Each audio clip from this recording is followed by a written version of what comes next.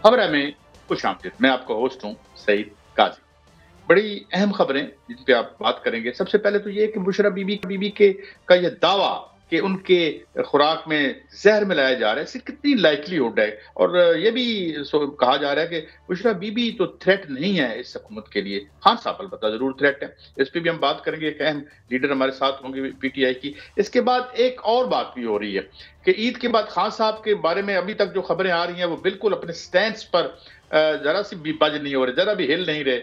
और वो कहते हैं कि जनाब मेरा तो एक ही मुतालबा है, वो ये कि इलेक्शन के उनके मुताबिक या जो वाक़ई एक लगता भी है बादिल नज़र में, जो दुरुस्त रिज़ल्ट्स हैं उनको माना जाए और फिर उसके बाद किसी कोई गुफ्तगू या बात हो सकती है। इस पे भी हम बात करेंगे। और एक और बहुत अहम इश्यू, एक बड़ा फेस्टिंग वुंड है, जो हमारा हेल्थ सेक्टर है, जो हमारी एजुकेशन है।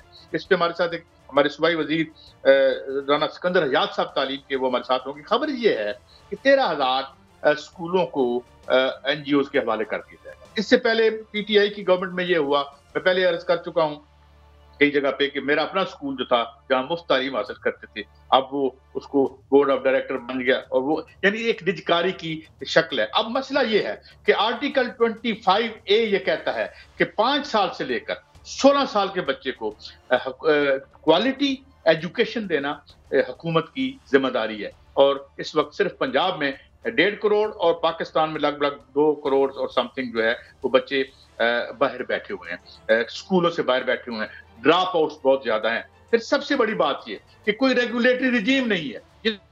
इस ये जो है, ये जो स्कूल में बड़ा हम पे एहसान धरते हैं, जी हम तो आपका 1.5 करोड़ बच्चा पढ़ा रहे हैं। वो माँ-बाप जो है वो तंग आए हुए हैं फीसों से। और फिर इसके आगे कई इंडस्ट्रियाँ खुल गई हैं कि जी ये यूनिफ़ॉर्म भी हमसे खरीदें, हमारी किताबें भी हमसे खरीदें, कापियाँ, पेंसिलें भी हमसे खरीदें। और एक नए-नए और इससे इससे लोग बड़ा और ख़ास तौर पर जब इस जो कॉस्ट ऑफ लिविंग है वो बढ़ रही है, खौफनाक तरीके से बढ़ रही है।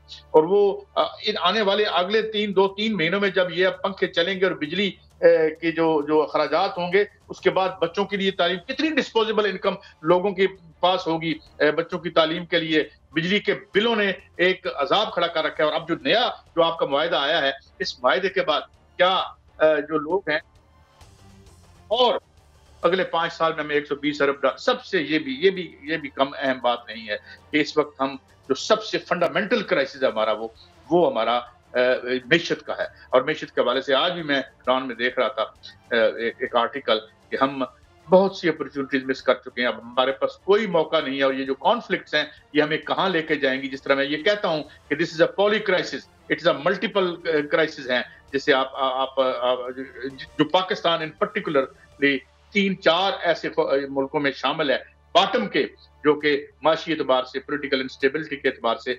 बड़े खतरात में बना है। यानी मैं एक मेहमान मोहतरमा मेहर बानोशी साहब, आपका बहुत शुक्रिया रोज़े की हालत में आपने हमें वक़्त दिया और आप रोज़ा भी नहीं खोल पाई, अल्लाह ताला आपको अजर दे।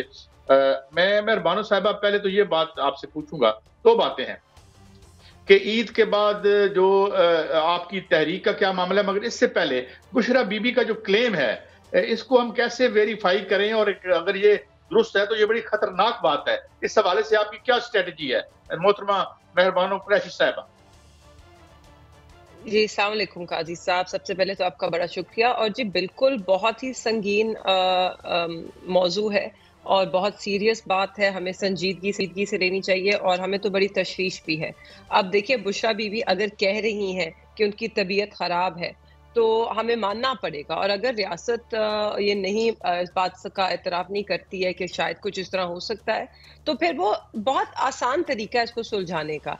आप उनको जो हमने पिटीशन दायर की हुई है डॉक्टर उज़मा खान ने जो खान साहब की बहन है कि उनका जो शौकत खानम के जो डॉक्टर हैं डॉक्टर फैसल उनको मुआयना करने की इजाज़त दी जाए। तो आप उस पिटीशन को पता नहीं मुझे नहीं पता कि क्यों नहीं कोर्ट अदालतों ने अभी तक टेक अप क्यों नहीं किया।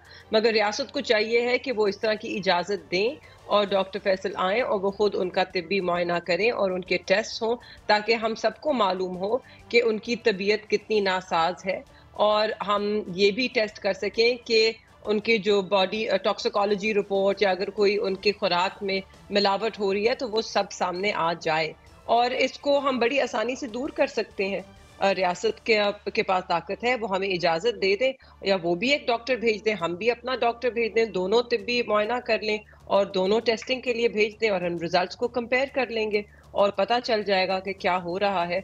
मगर बहुत तशवीश की बात है, हमने पहले ऐसा नहीं देखा। जब आपको याद होगा मियाँ साहब की तबीयत ख़राब हुई, उनके टेस्ट हुए, टेस्ट का रिज़ल्ट आया, उन पे लिखा था प्लेटलेट्स बिल्कुल गिर गई हैं, ख़त्म हो गई हैं। और उनको हमने तो ₹50 के स्टैम्प पेपर पे अदालतों ने बाहर जाने दिया और रियासत ने बिल्कुल कोऑपरेट किया उस वक़्त। अच्छा, मेहरबानो साहिबा, एक तो ये, अब मैं आता हूँ ज़रा एक और मसला, ज़ाहिर है वो भी कम अहम नहीं है। खान साहब के बारे में जो हम तक बात आती रही, जो लोग मिलते रहे उनसे, वो अपने मुतालबात पर हुँ, एक हुँ। एक मुसम्मम यानी इरादे से खड़े हैं। मगर एक तरफ अच्छी भी खबरें आ रही हैं कि जो अब आपकी केपीके की जो कैबिनेट है, वो उसकी मीटिंग भी जो है वो कोर कमांडर साहब के साथ हो रही है, वो वहाँ। तो इस कोई बर्फ पिघलने की बात है, क्योंकि कहा ये जा रहा है कि फरीकैन अगर 2-2 कदम पीछे नहीं हटते या 1-1 कदम आगे नहीं आते, तो ये जो स्टेलमेट है, ये एक ज़हर कातिल है इस मईशत में और इस सियासत में। तो मेहरबानो साहिबा, कोई इसका गुंजाइश नज़र आ रही है आपको बर्फ?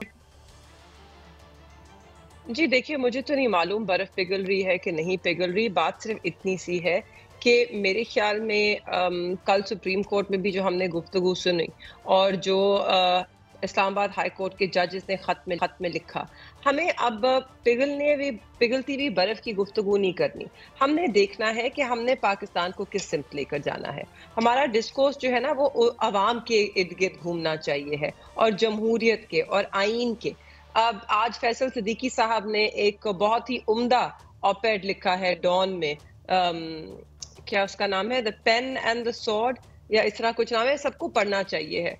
और उसके अंदर वो यही बात कर रहे हैं, the struggle is between de jure and de facto powers, it's between the pen and the sword. और हमने देखिए, हम प्री, जैसे वो भी कहते हैं, हम प्री 1971 वाले पाकिस्तान में नहीं जा सकते, जहां पर एक इदारा सबसे ज्यादा ताकतवर था और पूरी रियासत पर हावी था। अब हमारे मुल्क में जब से ये मुल्क बना है, एक ये बहस छिड़ी हुई है, एक पावर स्ट्रगल छिड़ी हुई है। मगर मेरा मानना है कि अगर हमने इस मुल्क को मजबूती से आगे लेके मेरे जाना साथ है, रहिए, तो हर साथ इदारे रहिए, को अपनी हदूद में रहकर। मेरे साथ रहिएगा, मैं वापस आऊंगा। हमें जनाब आप लीडर ऑफ अपोजिशन राजा रियाज साहब ने ज्वाइन किया है। राजा रियाज साहब, बहुत शुक्रिया। और राजा रियाज साहब, आपकी प्रिडिक्शन माशाल्लाह, जो भी आप बताते हैं, बड़ा निगाह है आपकी। ये फरमाइए कि अब रिसेंटली जो गवर्नमेंट तो आपकी आ गई, लेकिन बिकरिंग हो रही है कुछ तंजिया अंदाज में। कभी मोहसिन नकवी साहब का नाम लिया जाता है, कभी कुछ, कभी पोस्टिंग और ट्रांसफर पे जो है वो ठन जाती है। अब आपका इल्म नजूम या आपका दानिश क्या कह रही है कि ये कहानी किस तरफ शुरू हो गई है? ये जो अब नाराजगियों, राना सनाउल्लाह साहब का बयान, इस पे आप कैसा, आपका टेक क्या है राजा साहब? जी शुक्रिया भाई। बात यह है कि जो मुल्क के मौजूदा हालात हैं, माशी हालात हैं और सियासी इस्तेकाम भी आना चाहिए, लेकिन बदकिस्मती से नहीं आ रहा। उसकी क्या वजूहत है मैं उस में नहीं जानना चाहता, लेकिन एक चीज़ बड़ी क्लियर है कि इस वक्त इस चीज़ की ज़रूरत है कि मुल्क को सियासी तौर पे इस्तेकाम मिले, और अगर सियासी तौर पे ना भी मिले तो माशी तौर पे फिर इस्तेकाम के लिए बहुत काम करना पड़ेगा। मुश्किलात ज़रूर आएंगी, लेकिन उन मुश्किलात को दूर करना पड़ेगा और मुल्क को माशी तौर पे पाँव पे खड़ना करना पड़ेगा। इसके लिए मियाँ शहबाज शरीफ साहब जितनी मेहनत कर रहे हैं, जिस तरह से वो चीज़ों को कर रहे हैं, स्टॉक मार्केट देख लें, डॉलर देख लें, चीज़ें बेहतरी की तरफ, महंगाई कम होना शुरू हो गई है, इसी तरह रमज़ान में लोगों को पैकेज मिल रहा है। तो लोग इस वक्त, सबसे लोगों का बड़ा मसला है उनके बिजली के बिल और गैस के बिल, और उसके अलावा महंगाई, बच्चों की फीसें, ये सारी चीज़ें।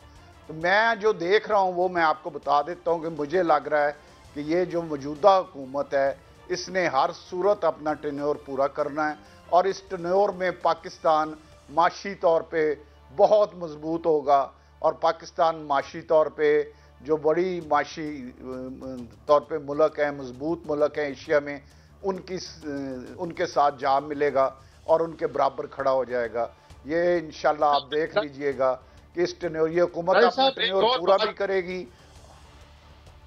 एक और बात, ये एक अलायंस भी बन रहा है। अचकजई साहब के हवाले से बात आ रही है कि पीटीआई और सब उधर जाएंगे। ईद के बाद एहतजाज भी है और गवर्नमेंट की तरफ से सख्त जो है रिएक्शन की बात भी की जा रही है। तो अगर वो पुरअमन एहतजाज करते हैं तो आपकी हुकूमत कैसे कैसे रिएक्ट करेगी? उनको उनका आईनी हक इस्तेमाल करने देगी पुरअमन प्रोटेस्ट का? जिस तरह आपने कहा है कि मैंने पहले कहा है कि अल्लाह करे सियासी इस्तेकाम आए, लेकिन अगर सियासी इस्तेकाम ना आया तो पूरा अमन जो प्रोटेस्ट है उससे कोई नहीं रोक सकता, वो होना चाहिए, लेकिन एक कानून कायदे के अंदर होना चाहिए। लेकिन अगर आपने पार्लियामेंट पे हमला करना है या अगर आपने प्राइम मिनिस्टर हाउस पे हमला करना है तो उसकी किसी को इजाज़त नहीं होगी, ना किसी को इतनी हिम्मत होगी कि वो कर पाए। बाकी प्रोटेस्ट के लिए ये जगह मांगे, मेरा ख्याल है जगह देनी चाहिए। वो जिस शहर में प्रोटेस्ट के लिए, हर शहर में जगह है, ग्राउंड है, इस्लामाबाद में परेड ग्राउंड है, तो इसी तरह की जगह मांगे तो इनको देनी चाहिए। हम तो आज भी इनको कह रहे हैं कि आए बैठे काम के लिए सियासी काम को लाएं। इवन अचकजई साहब को जगह नहीं मिली, उन्होंने बलोचिस्तान में जलसा करना चाहा। तो ये तो आपकी हुकूमत को चाहिए कि, और आप भी अपना वो यानी जो बात कर रहे हैं इनको जलसे की, तो ये सिर्फ केपीके में जलसा कहता हूं कि जगह जो जगह हर शहर में है सियासी मुजाहरा करने के लिए, जुलूस करने के लिए, वो जगह मिलनी चाहिए। मैं तो इसके हक में हूँ, लेकिन वो उसके साथ साथ एक चीज को ज़हन में रखें कि वो मुजाहरे पुरअमन होने चाहिए। तो अगर ये पुरअमन मुजाहरे करते हैं और जो मखसूस जगह उस जगह पे कलामी माफ जी कलामी माफ राजा साहब, हमने इतने हमने एहतजाज किए हैं। मुझे बता दीजिए कि अभी इलेक्शंस के बाद 4 दफा हमारी जमात आ चुकी है, हमें इजाज़त नहीं दी गई, हमारे लोगों पर एंटी टेररिज्म एक्ट के नीचे पर्चे दायर किए गए, मगर हमारा एहतजाज पुरअमन रहा। ना कोई गमला टूटा, ना कोई बदजुबानी हुई, मगर उसके बावजूद हमारे लोगों को एंटी टेररिज्म एक्ट के नीचे बुक किया, भुगता रहे हैं। तो ये एक सिर्फ बयानिया बन गया कि अगर हम कानून के दायरे में रहे, हम तो कानून के दायरे में रहते हुए एहतजाज कर रहे हैं, अपना आईनी हक जो है उसको एक्सरसाइज करना चाह रहे हैं। तो ये तो गुफ्तगू आती ही नहीं है कि जी एहतजाज पुरअमन होगा। हमारा एहतजाज हमेशा पुरअमन रहा है। और अब अगर क्योंकि मुझे मौका मिला है, मैं राजा साहब से एक और सवाल मैं भी पूछना चाहती हूँ। उन्होंने शुरू में जो गुफ्तगू की स्टॉक मार्केट की, डॉलर की, मईशत की, महंगाई की शर की, तो महंगाई की शर तो इस वक्त 28% पे है। और हमारा जहां तक मानना है, और जितने भी फाइनेंशियल एक्सपर्ट्स हैं including world bank and the IMF, उनका भी मानना है कि आपकी जो इन्फ्लेशन है, महंगाई की शर है, वो और मजीद ऊपर जाएगी, चीजें बेहतरी की तरफ नहीं जा रही हैं। IMF ने ये भी खदशा जाहिर किया है, या वर्ल्ड बैंक ने, कि 10 मिलियन लोग मजीद गुर्बत की लकीर के नीचे धकेले जाएंगे इस साल। IMF ने ये भी तकाजा किया है कि जो आपका डॉलर है वो 330 को क्रॉस करेगा, 350 तक जा सकता है अगले माली साल में। तो मुझे नहीं मालूम राजा साहब कौन सी महंगाई की और कौन सी माशी बेहतरी की बात कर रहे हैं, क्योंकि मनफी ग्रोथ का भी उन्होंने कहा है। पिछले साल भी मनफी ग्रोथ हुई, इन्होंने नहीं माना। अब जो रिजल्ट्स आए हैं उसमें यही दिख रहा है कि ग्रोथ मनफी थी आपकी इकोनॉमिक, और इस साल भी आपकी ग्रोथ नेगेटिव रहेगी। तो सनत वही है जो बंद है, एक्सपोर्ट्स वही हैं जो डिक्लाइन कर गए हैं। तो कौन सी माशी बेहतरी की ये बात कर रहे हैं? कौन सा सुनहरा बाग है जो इनको नजर आ रहा है, जो ना किसी फाइनेंशियल एक्सपर्ट को, ना किसी मईशत के एक्सपर्ट को नजर आता है, ना हमें नजर आता है, ना अवाम को नजर आ रहा है? नहीं, आपने ठीक कहा। मैं जरूर राजा साहब, मैं आपसे इसका भी जवाब लेता हूँ, मगर मेरा एक सवाल तशना रह गया। बात यह है कि जावेद लतीफ साहब हों, राना सनाउल्लाह साहब हों, साद रफीक साहब भी शामिल नहीं हुए, कैबिनेट में हुकूमत का ऐसा नहीं बने, और बरमला अब खुल के जो है वावडा साहब की जो वो बने हैं, सेनेटर बने हैं, इस हवाले से तनकीद हो रही है, जो मोहतरम मोहसिन नकवी साहब के हवाले से। तो ये क्या है? आप हुकूमत में भी हैं और नाराज भी हैं, इसमें तो मुझे अपना टेक दें राजा साहब। मैं तो नाराज नहीं, पहले ये आपको बता दूं, आपको किसी ने गलत बताया कि मैं नाराज हूं। मैं तो बिल्कुल नाराज नहीं हूं, और मैं मियाँ शहबाज शरीफ साहब और मियाँ नवाज शरीफ साहब के साथ हूँ।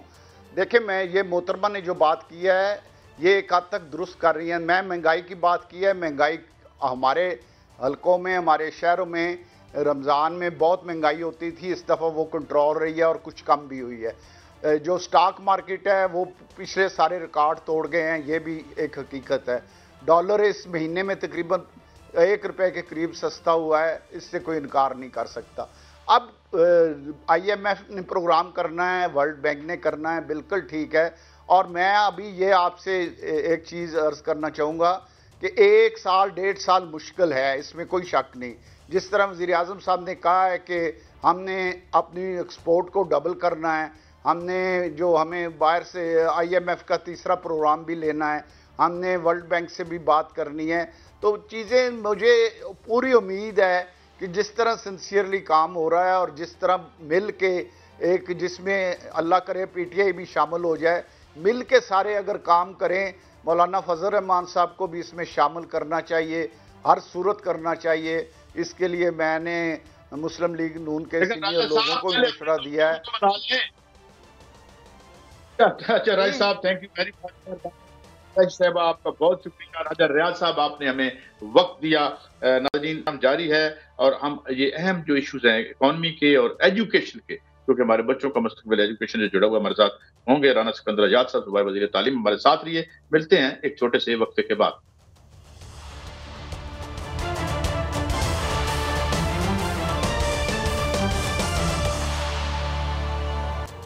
Welcome back. नाजरीन, हमें ज्वाइन किया है सूबाई वज़ीर तालीम जनाब राना सिकंदर हयात साहब ने। बहुत शुक्रिया राना साहब, आपका बड़ा प्रोएक्टिव रोल है और हम देख रहे हैं बूटी माफिया से जो आपने क्रैक डाउन किया और मुबैना तौर पर सुना है कि थ्रेट्स भी आई, तो हम first of all we appreciate you. इसके साथ साथ राना साहब कुछ क्वेश्चन और भी हैं, कुछ एक आध डिसीजन आ रहा है कि कुछ 13,000 स्कूल जो हैं वो NGOs के हवाले किए जा रहे हैं, तो उसमें क्लैरिटी नहीं आई जब मैंने खबर देखी कि क्या वो, क्योंकि एक आर्टिकल 25A के तहत कॉन्स्टिट्यूशन हमें कहता है कि 5 साल से 16 साल के बच्चे की तालीम मैंडेटरी है कि रियासत दे, जबकि आप जानते हैं सक्सेसिव गवर्नमेंट्स में तो 3 करोड़ बच्चे बाहर। तो ये अरेंजमेंट क्या होगा? क्या इसमें फीस देनी पड़ेगी या बच्चे की पढ़ सकेंगे? सर, पहले तो आप बहुत शुक्रिया कि आपने मुझे ये बूटी माफिया के बड़े इंपॉर्टेंट टॉपिक पे लिया, और मैं ये समझता हूँ कि ये हमारे सारा जो सिस्टम है ये कोलैप्स कर रहा था। वो 4-5 साल की कारकर्दगी इस पे वाइट पेपर में दूंगा इस कौम को कि क्या तालीमी जो है वो कारकर्दगी और सिस्टम छोड़ के गए मुराद रास और इमरान खान साहब। बट आपने देखा कि हमने बेलाज तहत सेंटर्स क्रैक किए हैं। हमने अल्हम्दुलिल्लाह साउथ पंजाब में भी कल से ऑपरेशन शुरू किया। बट मेजरली ये है कि उन सारे एक्शंस के बाद आज अल्हम्दुलिल्लाह 95% सेंटर्स पे हमारे 5 दिन के सवेर ऑपरेशन और कई 100 तबादलों के बाद आज अल्हम्दुलिल्लाह वहाँ पे अमन और अच्छी खबरें आना शुरू हुई हैं। और मैं बड़ा हर्ट था कि वो बच्चे जिनसे पैसे लेके बूटी करवाई जा रही है, वो तो एक एलिमेंट था। वो बच्चे जो पढ़ लिख के घर से आते थे, उनके पेपर छीन लिए जाते थे, वो पेपर फिर छीन के और दूसरे बच्चों को चीटिंग के लिए दिए जाते थे। तो हज़ारों बच्चों के मुस्तकबिल से खेला गया और ये आउटकम्स जो हैं इनसे हमें सीखना चाहिए। और आने वाले 10 दिन के बाद फिर इंटरमीडिएट के एग्ज़ाम्स आ रहे हैं और मैं चाहता हूँ कि हम इंशाअल्लाह हम पूरी जस्तजू और पूरी जंगी बुनियादों पे चीफ मिनिस्टर साहबा के हुक्म के मुताबिक काम कर रहे हैं कि इंशाअल्लाह उनमें आप एक वाजे डिफरेंस देखेंगे कि हम इस तरह की शिकायत इंशाअल्लाह 10 दिन में ही हम इमरजेंसी प्लान तरतीब दे रहे हैं कि इस तरह की शिकायत ना आए। लेकिन रान साहब, ये धमकियां देने वाला कौन आलिम, कितने स्ट्रांग है, इतने स्ट्रांग लोग हैं कि जितने टॉप ऑफिशियल्स को जो है वो सेट करें? सर, खाली धमकियां ही नहीं, बड़े बड़े लालच भी, बड़ी बड़ी सिफारिशें भी। और आपको पता है फिर असल उसकी रीज़न ये है कि ये सिस्टम जो है ये बहुत बड़े माफिया पे मुश्तमिल है। और मैं समझता हूँ कि उन्हें, क्योंकि आज तक किसी ने इस लेवल पे थ्रेट नहीं किया, वो ख़रीद लेते हैं, गाड़ियों की चाबियाँ लाए हैं मेरे पास और वो हर बंदे का ईमान ख़रीदना चाहते हैं। तो जब उन्हें पता चला कि ये नहीं बिकेगा मिनिस्टर, तो फिर उसके बाद आपको पता है कि फिर वो वाली कॉल्स के हम आपको देख लेंगे, हम ये कर लेंगे, एहतजाज करेंगे, हम आपका मीडिया पे चलवा देंगे। तो मैंने सबको यही कहा कि तालीम को कोई नहीं हरा सकता, नज़रिया आज तक नहीं हारा, और इंशाल्लाह पंजाब के बच्चों की तालीम को हम नहीं हारने देंगे। और रिजल्ट्स आपके सामने हैं, आज भी सस्पेंशंस की हैं, मजीद नीचे तक जाऊंगा। और खाली ये नहीं कि हम इन्हें सस्पेंड कर रहे हैं, इंक्वायरीज कर रहे हैं, इंक्वायरीज करके जो गिल्टी हो रहे हैं उन्हें नौकरियों से निकाला जा रहा है। इस तरह की काली भेड़ें अगर एक सिस्टम में रहेंगी, लाहौर से उसे भावलपुर भेज दें तो वो वहां भी चोरी करेगा, वहां भी चीटिंग करेगा, वहां भी बच्चों के मुस्तकबिल से खेलेगा। तो पक्का इलाज ढूंढ रहे हैं इंशाल्लाह और पक्का इलाज करेंगे। अच्छा राना साहब, आप आता हूं मैं, ये बड़ा अहम इशू है क्योंकि मैं पीटीआई की गवर्नमेंट में वो स्कूल जिसमें मैं पढ़ा था उसको इन्होंने जो है पहले बाने बुने बना के तो उसको प्राइवेटाइज कर दिया। पहले फ्री था, अब सुना है 3000 फीस थी। ये मैंने साल पहले स्टोरी की थी जब उन्होंने ये किया था। गवर्नमेंट कॉलेज चकवाल के साथ भी यही हुआ, हम देखते हैं। तो राना साहब, जो बेसिक एजुकेशन है ये तो मैंडेटरी है, तो क्या जिन एनजीओ से आप 13,000 स्कूलों का अरेंजमेंट कर रहे हैं, क्या इसमें ये इंश्योर होगा? क्योंकि कुछ जो रद्द अमल आया है असातिज़ा की तंजीमों की तरफ, मैं बाद में अर्ज करता हूँ, तो ये क्या अरेंजमेंट होगा? क्या it is a kind of privatisation या इसकी क्या शक्ल से हम क्या कहें राना साहब? Let me give you insight on this. देखें, इस टाइम मेरी पॉलिसीज बड़ी क्लियर है और ऑनरेबल चीफ मिनिस्टर साहिबा की इस पे बड़ी मेहरबानी है कि उनकी बड़ी क्लियर डायरेक्शंस हैं कि एक तो प्राइवेट सेक्टर को हम साथ लेके चलेंगे, बिकॉज जितने बच्चे हम पढ़ा रहे हैं उतने बच्चे ही प्राइवेट सेक्टर बढ़ा रहे हैं। बट उनमें इश्यूज ज़रूर हैं। जो इश्यूज हैं वो यही कि स्कूल से किताबें लें और उनकी फ़ीस स्ट्रक्चर को दोबारा रीडिफाइन किया जाए, number of student teacher ratios, तो हम उन्हें साथ लेके पॉलिसी बनाएंगे। दूसरे हैं असातिज़ा हमारे लिए बड़े इंपॉर्टेंट है और मैं समझता हूँ कि कोई भी वो मुआशरा आगे नहीं बढ़ सकता जो टीचर्स की इज्जत नहीं करता। बट उसके साथ साथ ही सर इस तरह के मसाइल भी हैं कि देखिए लाहौर में इस एक ही तहसील के अंदर एक ऐसा स्कूल भी है जिसमें 100 बच्चों पे एक टीचर है और एक ऐसा स्कूल भी है जिसमें 10 बच्चों पे एक टीचर है। और ये निज़ाम जिससे 76 साल से जंग जारी है, इसे किसी तरफ तो लेके जाना है, तो हम पहले तो रैशनलाइजेशन कर रहे हैं। उसके बाद फिर हम देखेंगे कि जो सीट्स वेकेंट हैं उन पे हम बिल्कुल भर्ती करेंगे। अगर IMF को इस पे इश्यूज हैं, पेंशन लाइबिलिटीज हैं, तो शॉर्ट टर्म हायरिंग करें। सारी दुनिया करती है, प्राइवेट सेक्टर में लोग करते हैं, ताकि उन नौजवानों को ओवर एज होने से बचाया जा सके, उन बच्चियों को रोजगार मिल सके। But school education department on the other hand तालीम देने का इदारा है, तो इसलिए हमें यह भी देखना है कि अगर मेयारी तालीम नहीं दी जा रही, वो लोग प्लेस नहीं हो सक रहे अच्छी यूनिवर्सिटीज़ में, और फिर भी ये सारे पैसे आपकी जेब से भी जा रहे हैं सर। आप बतौर एंकर भी वो टैक्स पे कर रहे हैं जिससे ये तालीमी निज़ाम चल रहा है। तो देखिए, अगर 500 अरब के करीब रुपए हम इस पे स्पेंड कर रहे हैं, MPA के हल्के बनते हैं करीबन वो 300 से कम। अगर एक MPA के हल्के में 1.25 अरब रुपया लग रहा है सर, इतना सा हल्का है, 16, 18, 15 यूनियन काउंसिल्स, 1.25 अरब बहुत बड़ी अमाउंट है और सिस्टम फिर नहीं चल रहा, तो हमें इस पे सोचने की जरूरत है। 421 अरब रुपए के बजट में 380 अरब रुपए तनख्वाहें और पेंशनें हैं 380 अरब रुपए।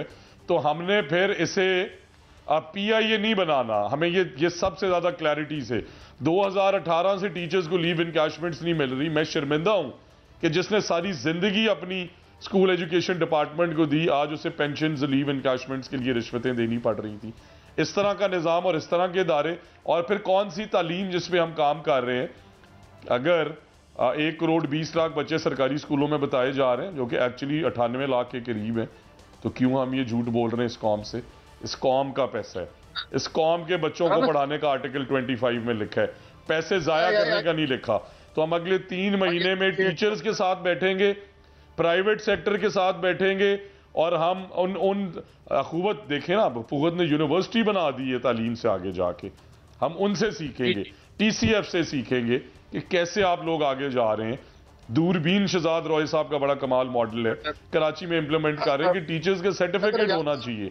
बेशक आसान सा टेस्ट हो, बट ये निज़ाम, ये करिकुलम रिफॉर्म्स, ये टीचर्स ट्रेनिंग, उनके लर्निंग आउटकम्स, और फिर अर्ली चाइल्डहुड एजुकेशन, बच्चियों की एजुकेशन, इस पे अगर हम अब मेजर रिफॉर्म्स नहीं करेंगे तो 76 साल से निज़ाम चल रहा है।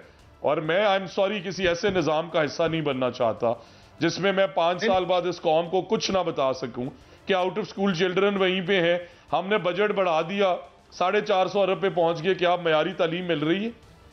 आप 2800 रुपए में आपको प्राइमरी स्कूल का बच्चा पढ़ रहा है, आपको 6-7 हज़ार रुपए के अंदर आपका हाई स्कूल हायर सेकेंडरी का बच्चा पढ़ रहा है, और बच्चे 500 की क्लास में 250-250 फेल हो रहे। तो क्या इस निज़ाम से जंग ना करूं? क्या जवाब नहीं, दूं नहीं, इस मुल्क के मुतवस्सित तबके को और गरीबों को? तो इसलिए आपसे प्लीज सबसे ये गुजारिश है कि पॉलिसी हम ये बना रहे हैं कि आए सब मिलके बैठे, टीचर्स भी, स्टूडेंट्स भी, स्कूल एजुकेशन डिपार्टमेंट भी, प्राइवेट सेक्टर भी, एजुकेशनिस्ट भी, वीसीज भी, करिकुलम अथॉरिटीज भी, टेक्स्ट बुक बोर्ड्स भी, एग्जामिनेशन बोर्ड्स भी, board of intermediate secondary education भी, और इस मुल्क की माए बहनें भी उसके अंदर बैठे कि हमने क्या रोड मैप बनाना है। कोई सवाल मेरा तृष्णा न रह जाए। राना साहब, मैं बिल्कुल एग्री करता हूं आपसे, ये बड़ा दुख भरा हमारा ये सेक्टर है। एक तो तबकाती तालीम, निजाम तालीम है, आपके सामने है। एक मिसाल देना चाहता हूं आपको। अभी मैं मुल्क से बाहर हूं, मेरी एक इंडियन से बात हो रही थी। हमारे हम साहिब केजरीवाल की जो पंजाब में गवर्नमेंट है, उसमें लोगों ने बच्चे प्राइवेट स्कूलों से उठा के सरकारी स्कूलों में ले आए हैं, और उसी में से उसने सब कुछ किया। तो ये राना साहब, ये जेंट्रिफिकेशन ऑफ इकोनॉमी हमारे यहाँ ज्यादा होती है। 1.5 करोड़ बच्चा पहले बाहर बैठा हुआ है। ठीक है, आप ठीक कह रहे हैं, इसको दुरुस्त करें और इस पे आप आयरन हैंड से उस माफिया को तोड़ें। और ये, लेकिन ये 1.5 करोड़ बच्चा पंजाब में बाहर बैठा हुआ है, तो कोई ऐसा काम ना हो कि इन बच्चों की तादाद में मजीद इजाफा ना हो जाए। राना साहब सर देखें, मेरा आपसे इस प्रोग्राम की तवस्सुत से मैं, आप मेरी प्लीज ये प्रोग्राम की रिकॉर्डिंग कर लें और 1 साल बाद मैं इस पे आपके साथ बैठूंगा कि केजरीवाल का मॉडल कोई बाहर से नहीं आया, कुछ स्पेस से नहीं आया, वही 2 आंखें और 2 हाथ जो खुदा ने हमें दिए हैं, हम क्यों वो काम नहीं कर सकते? और इंशाअल्लाह ताला I am committing with this province that on behalf of the chief minister, मैं आपसे ये वादा कर रहा हूं कि हम केजरीवाल के दिल्ली रेवोल्यूशन को भी बीट करेंगे, हम बांग्लादेश के एजुकेशन मॉडल को भी बीट करेंगे और दुनिया के सबसे कमाल तालीमी निसाब और तालीमी निज़ाम को लेके आएंगे और इंशाअल्लाह इस पे ग्लोबल अवार्ड्स जीतेंगे। इसके लिए कमिटमेंट चाहिए, इसके लिए थॉरो कंसल्टेशन चाहिए, बड़े फैसले चाहिए, ट्रांसपेरेंसी चाहिए, ईमानदारी चाहिए और इसके लिए चाहिए उस निज़ाम के अंदर वो तब्दीलियां इनकॉर्पोरेट करना जो हमें पब्लिक टाइप होगा, प्राइवेट पब्लिक पार्टनरशिप होगी, क्या होगा? प्रॉपर्टीज जो है, इतनी बड़ी अरब रुपए की प्रॉपर्टीज है हमारे इन 13,000 स्कूलों की, उनका क्या मुस्तकबिल होगा? मॉनिटरिंग कैसे होगी? और फीस स्ट्रक्चर का क्या करेंगे? क्योंकि आप जानते हैं कीमतें बढ़ रही हैं, हम मईशत के क्राइसिस में हैं। मेरी गुजारिश सुन लें, मेरी गुजारिश सुन लें। मैंने आपको बड़ा क्लियरली कहा कि यही हमारे मुआशरे का प्रॉब्लम है। कमरे में बैठ के फैसले कर दो, बाद में उन्हें जांचते रहो, 3 साल बाद कहो हो गलत हो गया, 5 साल बाद अगली गवर्नमेंट आए और वो आके कहे कि आपने तो किया ही कुछ नहीं था। इसलिए सब मिलके बैठ रहे हैं, सबके साथ मिलके फैसला साजी करेंगे, समझाएंगे उन टीचर्स को कि यार अगर तालीम आगे नहीं बढ़ रही तो आपके बच्चों की भी तो आप फीसें प्राइवेट स्कूलों में दे रहे हैं, आपका वर्कलोड हम कम कर रहे हैं। पूछें, आपकी ये टीम मेरे पास आई हुई है, क्या सारे जर्नलिस्ट फीसों से तंग नहीं है? क्या तंग नहीं है कि सरकारी स्कूल क्यों नहीं चल रहे? क्या आप ये नहीं सोचते कि इस निज़ाम में अगर बेहतरी आएगी तो फाइनेंशियल बर्डन आपका कम होगा? वही 20-40 हज़ार महीने का बचाएं, लगाएं उन बच्चों की शॉपिंग पे, लगाएं अपनी माँ की दवाइयों पे। ये हमारा काम है, बट हम इंशाअल्लाह ये काम इसलिए अच्छा करने जा रहे हैं कि हम सबको साथ मिला रहे हैं। सारे तबके बैठेंगे तो ही हल निकलेगा, परमानेंट हल निकालेंगे, 0 टॉलरेंस पॉलिसी, 100% मेरिट और इंशाअल्लाह दुनिया का कमाल निज़ाम। यही मेरा ख्वाब है। मैं समझूंगा, मैं इंतजार भी करूंगा और आपके साथ शो भी करूंगा। और लेकिन मेरा आखिरी सवाल है राना साहब आपसे, वो ये कि यहाँ पर जो कहा जाता है, मेरा एक साथी एंकर कहते होते हैं कि इतना पैसा तो अफ्यून फरोशी में नहीं है जितना तालीम में और हेल्थ में आ गया। और आप देखते हैं कि कोई रेगुलेटरी रिजीम कोई नहीं है। प्राइवेट स्कूलों में जो फीस है मर्जी से बढ़ा देते हैं। सरकार की जिम्मेदारी है कि उनको जो है वहां पे उनको रेगुलेट करे अगर इनको प्राइवेटाइज किया है। इस हवाले से आपका क्या टेक, और क्या स्कूल हमारे ऐसे हो सकेंगे कि जो हमारे हुक्मरान हैं वो जो है शोफात या इन बड़े स्कूलों की बजाय हमारे पब्लिक स्कूल में पढ़े, जो मैं आपकी स्पिरिट देख रहा हूं?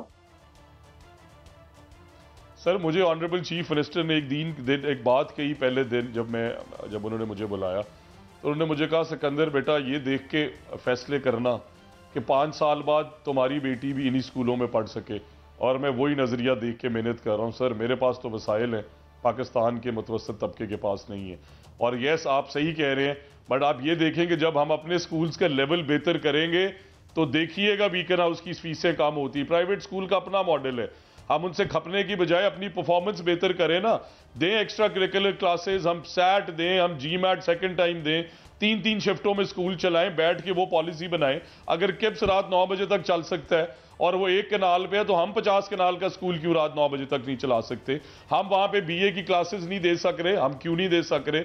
मास्टर्स के प्रोग्राम्स लाएं, आफ्टरनून में ले आएं, इवनिंग क्लासेस में ले आएं, स्किल्ड कोर्सेज की तरफ जाएं। ये सारी चीजें दुनिया कर रही है, प्राइवेट सेक्टर कर रहा है, बट जब हम करेंगे तो उनकी फीसें वो नीचे लाने पे मजबूर हो जाएंगे, क्योंकि उनसे बेहतर क्वालिटी हम देनी शुरू हो जाएंगे। हम अपने टीचर्स और प्रोफेसर्स को उनसे 3 गुना ज्यादा तनख्वाह दे रहे हैं। And on this very positive note, I wish you well, और उम्मीद है कि all your spirit thinking will be translated into reality. हम देख सकें, क्योंकि हमने 70 सालों में नहीं देखा, और देखेंगे तो यकीनन मौजूद होगा। बहुत शुक्रिया, आपने हमें वक्त दिया। नाज़रीन, ये थी हमारी गुफ्तगू तालीम की क्या पॉलिसी पंजाब में आ रही है, उस हवाले से बात करते रहेंगे। एक ब्रेक है, ब्रेक के बाद हाजिर होते हैं हमारे साथ।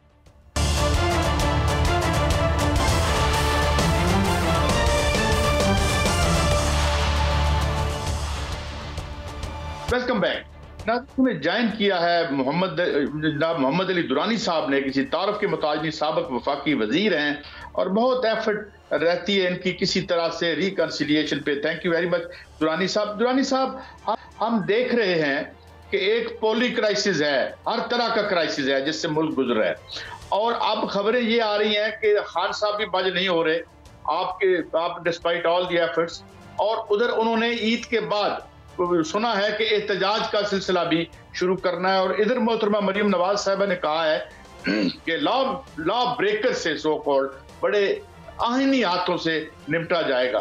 तो ये क्राइसिस माशी, सियासी, और फिर इसके साथ ये किधर हालात जाते नजर आ रहे हैं दुरानी साहब?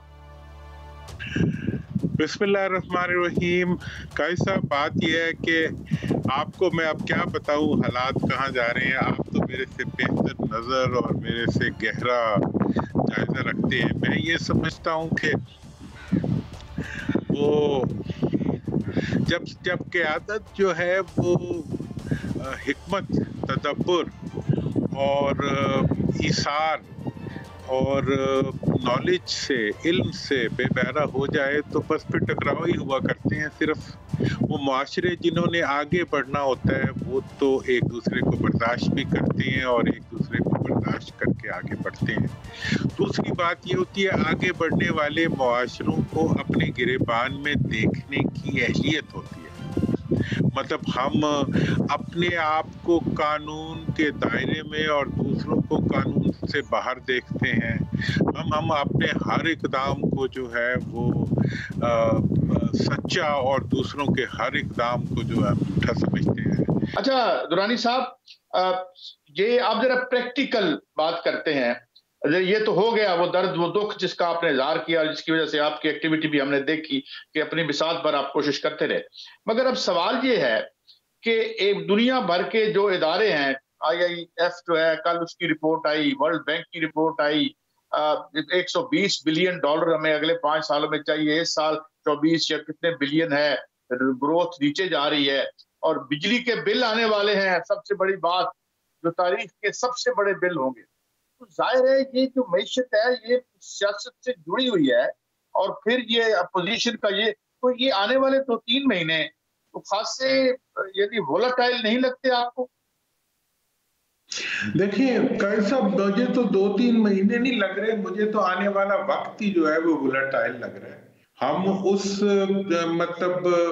उस खजाने के से अपने मुल्क को चलाना चाह रहे हैं जिसके मुहाफिज जो हैं वो खुद उस खजाने को लूटना चाह रहे हैं। हुक्मरान जो हैं, हुक्मरानों का इस मुल्क के साथ कोई नाता नहीं है, मुल्क से कोई मोहब्बत नहीं है, मुल्क उनका कंसर्न नहीं है। 50 साल पिछले जो हैं वो जिन अफराद ने और जिन खानदानों ने इस मुल्क को कंगाल कर दिया है, बल्कि पूरे खित्ते में एक महरूमी की मिसाल बना दी है, उन्हीं लोगों के जरिए जो है हम इस मुल्क को आगे ले जाना चाहते हैं। तो ये मुल्क कैसे आगे जाएगा? सब जो आपने ये तमाम फैक्ट्स एंड फिगर, मैं तो सारा दिन बैठा इन्हीं को देखता रहता हूँ। मैं टेक्निकली ज्यादा बयान इसलिए नहीं करता कि अब अवाम तो अब उनके नजदीक तो नंबर्स की कोई वक़्त ही नहीं रही। उनको एक ही पता है कि हर दिन जो है उसमें दुख बढ़ना है, और वो बढ़ते हुए दुख से मुकाबला करने के लिए जो है वो अब उनके पास क्या कुछ बाकी रह गया। वो मेरे से आज एक साहब पूछ रहे थे कि ईद पे ईदी क्या देनी चाहिए। मैंने कहा अब तो एक ही ईदी है सबसे बड़ी, अगर कोई दे सके कि मुस्कुरा के दूसरे को देख ले, तो ये मेरा ख्याल है सबसे बड़ी ईद होगी या ईद के मौके पे। सही फरमाया आपने। और दो खबरों पे आते हैं। एक तो मैं इसे तो कैसे देखते हैं आप कि जो केपीके की गवर्नमेंट की काबीना की मीटिंग जो है वो जाहिर है वो एक बड़ा सेंसिटिव एरिया है हमारा, और अच्छी बात है कि वहाँ पे कोर कमांडर साहब की जो है वहाँ जाके मीटिंग हुई, उनकी जो ऑफिस था। तो इसको क्या बर्फ पिघलने से भी हम तशबीह दे सकते हैं या इसकी तशरीह कर सकते हैं? सेकेंडली, अमेरिकन का एक वफ्द बज़ाहिर वो जो जाफर है मर्डर जो जिसको सजा है उससे मिलने गया था अडयाला जेल में ही। तो डू यू हमें इसमें कुछ ज्यादा रीड करना चाहिए या इसे बर्फ पिघलने की आप एक आगाज समझ सकते हैं? देखिए, मैं तो कहता हूं कि जी अभी तो सारे ही प्रैग्मेटिक है, जज भी प्रैग्मेटिक है, तो पॉलिटिशियंस को भी प्रैग्मेटिक होना पड़ेगा। मतलब ये है कि अब बिल्ली के गले में घंटी तो किसी ने नहीं डाली, तो फिर ताउन तो होना चाहिए ना कम से कम।